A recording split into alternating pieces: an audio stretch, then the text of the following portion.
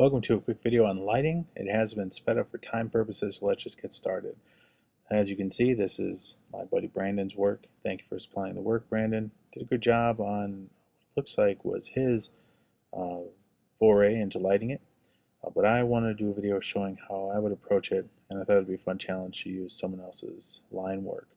So, this is being done in Manga Studio, and as you can see, you have the arrow in the corner. It's a little 3D arrow to give you an idea of where the light is coming from. And what I'm doing first is just mapping out the areas of where light and darkness will meet.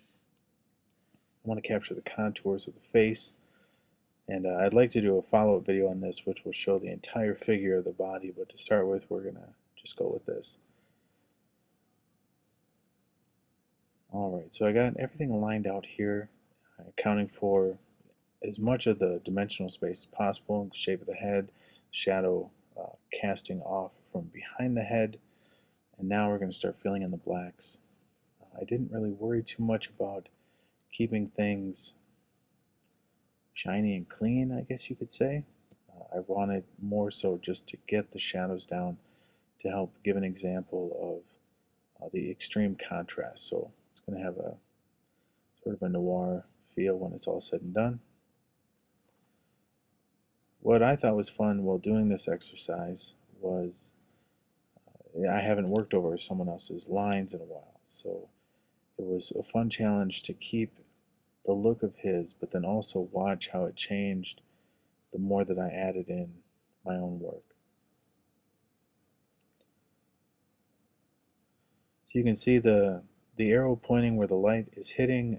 If you drew a line straight down from that arrow, it would pretty much go towards the eyeball. Right there on the left side, and so I used basically everything above and below that where the light would be hitting. Got the hair, be reflecting off the hair, and I tried to account in the fact that when you're doing lighting, the lines, especially when you're working in black and white like a comic book style, the lines closest to the light source should be your thinnest lines.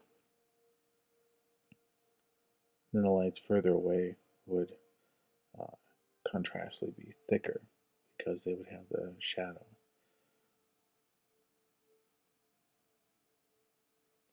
So that's it.